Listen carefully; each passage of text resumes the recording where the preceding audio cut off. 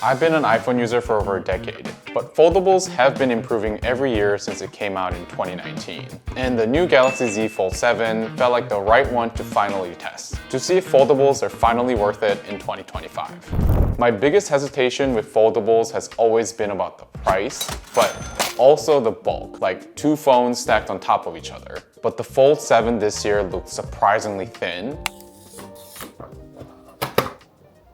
Wow, that's insane. Look at this. Look how thin that is. Okay, that's way thinner than I was expecting it to be.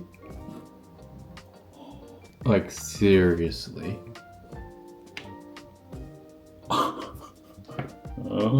Here's my iPhone. That is crazy.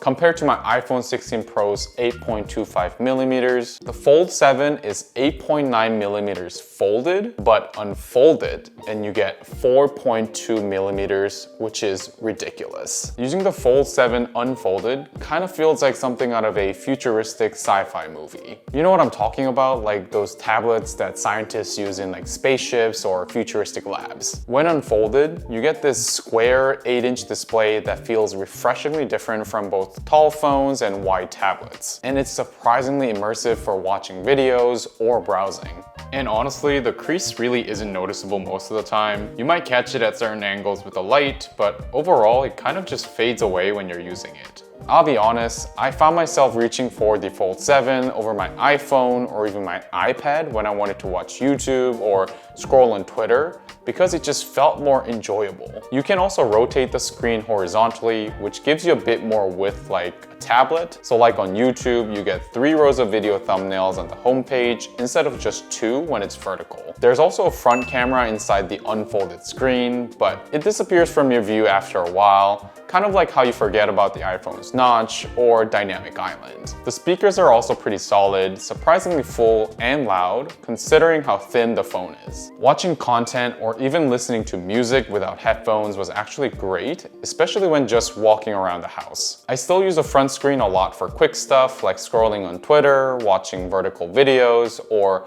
using Spotify or taking notes at the gym. The tall, narrow aspect ratio works fine for that, but for anything immersive, unfolding it will transform your phone into a mini tablet you can actually carry around in your pocket. But the Fold 7 isn't just for watching videos. The bigger screen actually changes how you use it for day-to-day stuff too. With a bigger 8-inch display and Android's multitasking, you can actually get some real work done. I had moments where I was writing a script in Notion, researching in the browser, and even playing a YouTube video all at the same time. At the end of the day, it's still a phone, so I'm not using it to edit my full YouTube videos or creating a big spreadsheet, but for lighter productivity, it's pretty great. I usually check emails or messages on the front screen, but if I wanted to actually respond or focus, I'll unfold it. And not because it's dramatically faster, but because it feels more productive. Your hands aren't crammed and you can see more of what you're working on. It also helps that typing on the unfolded screen feels futuristic, like those glass control panels you see in sci-fi movies, because it's so thin and flat.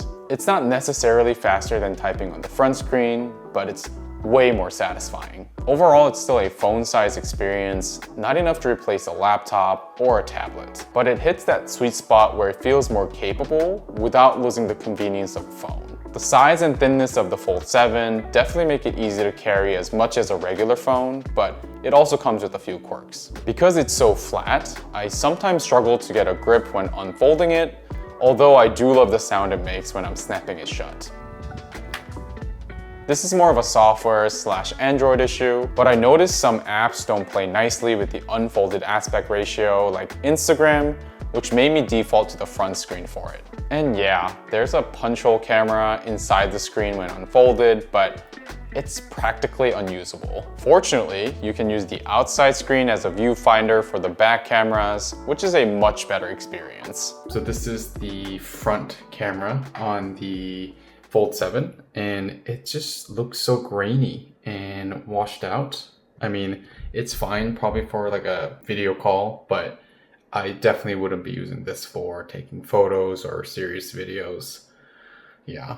And I can use the nice back cameras while having kind of a viewfinder. So it's honestly not bad for like selfies or doing like a vlog. Much better than the inside camera, for sure. Okay, I love how thin the phone is, but I feel like removing the S Pen support kind of defeats the whole purpose of the phone. The whole point of a Fold is that it's trying to be both a phone and a tablet, and a stylus really completes that concept. And I guess I understand why Samsung dropped it to make the phone thinner, but I feel like it's a trade-off that makes the Fold feel a little less like the ultimate phone-tablet hybrid.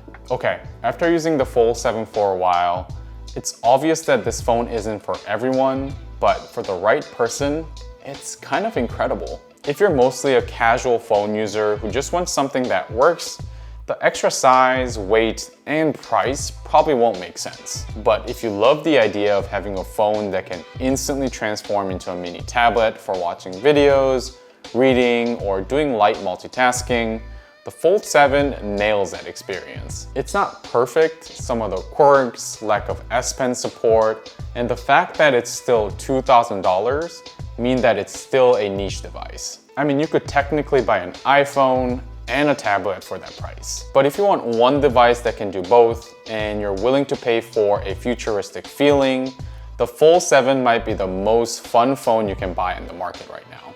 Do you own a foldable?